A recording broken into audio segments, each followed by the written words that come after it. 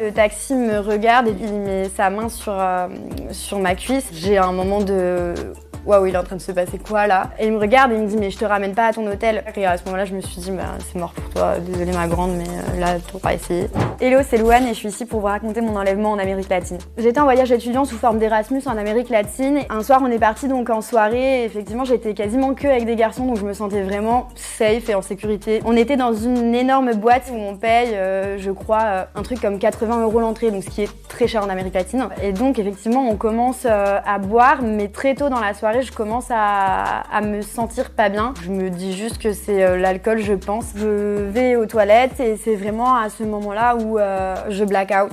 Et je reprends mes esprits beaucoup plus tard dans la soirée et je suis dans un bus, mais un bus qu'utilisent les locaux. J'étais vraiment hyper désorientée, donc je mets un temps fou à comprendre que j'ai mis mon sac à main, donc pas mes papiers, pas mon téléphone. J'avais beaucoup de mal à me rendre compte de ce qui était en train de se passer. J'essaye de me mettre sur mes jambes et là je me rends compte qu'en fait j'ai été droguée et que je tiens absolument plus sur mes jambes. Et je vois en fait un visage au fond du bus qui me paraît familier. Le mec me parle et la première chose qu'il me dit c'est « Mais qu'est-ce que tu fous toute seule dans ce bus? T'es plus avec tes potes ?» Et en fait c'était un Français qu'on avait rencontré dans la boîte. Il était hyper inquiet, il m'explique qu'il va rester avec moi, qu'on va contacter mes potes. Donc au moment où je suis avec ce mec, il y a un groupe de mecs qui se lèvent et qui s'approchent de nous. Ils étaient assis dans le bus, mais j'y avais pas du tout fait attention. Ils commencent à embrouiller le mec avec qui j'étais, à nous séparer et à le virer du bus. Donc on essaye tant bien de mal d'expliquer qu'on est ensemble et qu'il faut pas nous séparer, mais ils le virent du bus et je me retrouve à nouveau seule dans le bus. J'ai commencé à paniquer, à me rendre compte que j'étais sûrement dans une situation dangereuse. À ce moment-là, donc je regarde à nouveau qui était dans le bus et je me rends compte qu'il y a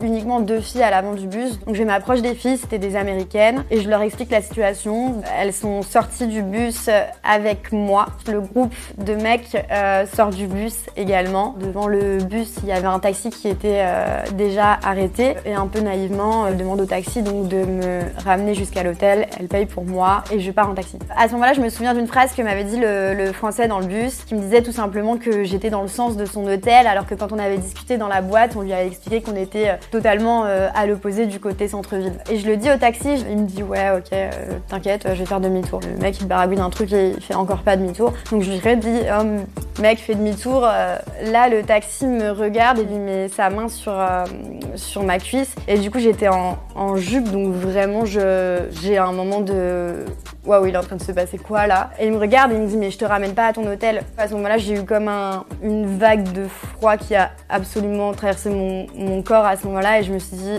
mais toi t'es dans la merde. Ce moment où je réalise, j'ai juste reposé ma main sur sa main, je voulais lui enlever et j'étais juste là, qu'est-ce que tu vas faire? Et j'ai mis l'autre main sur la poignée et j'ai ouvert la porte sur une espèce de nationale. Donc le mec a dû piler parce qu'on était à une vitesse qui était quand même conséquente et à ce moment-là je me suis détachée, je suis sortie de la voiture en courant. Je sais même pas où je courais mais juste je fuyais la voiture et je savais qu'il était derrière moi, je le voyais, il courait. Je cours, je me retrouve face à un grillage, j'escalade, en fait je tombe de l'autre côté de tout mon poids. À ce moment-là je tape le genou et je sais que je peux absolument pas me relever. J'ai déjà normalement aucune force pour tenir sur mes pieds et je pense que c'est juste l'adrénaline et le stress qui ont fait que j'ai pu courir à ce moment-là. Donc je me retourne et je regarde le mec qui est du coup à ce moment-là sur le grillage. J'ai juste senti du coup une force qui me tire en arrière et à ce moment-là je me suis dit c'est mort pour toi, désolée ma grande mais là t'auras essayé. Et en fait je me retourne par réflexe et je veux me débattre et je vois juste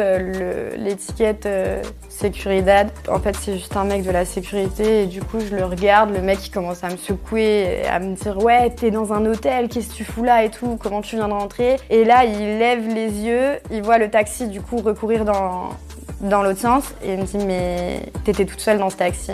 Donc là il me prend contre lui et il me dit mais ne monte jamais toute seule dans un taxi ici, il y a plein de taxis corrompus et là je me suis mise à pleurer, il m'a accompagnée et ils m'ont lavé, habillée et appelé la police. Donc la police est venue à l'hôtel, j'avais aucun document sur moi donc ça a été hyper compliqué. Je me suis fait rapatrier et je suis arrivée à mon hôtel, saine et sauve, avec mes potes qui étaient absolument en panique et qui me cherchaient depuis bien 3 heures du coup. Franchement, j'ai une bonne étoile. J'ai une très bonne étoile. La plupart du temps, c'est ces moments où quand on baisse la garde, quand on fait moins attention que du coup, les accidents peuvent vite arriver. La seule chose que je pourrais dire, c'est de toujours rester aux aguets parce que ça arrive si vite et ça arrive vraiment pas qu'aux autres.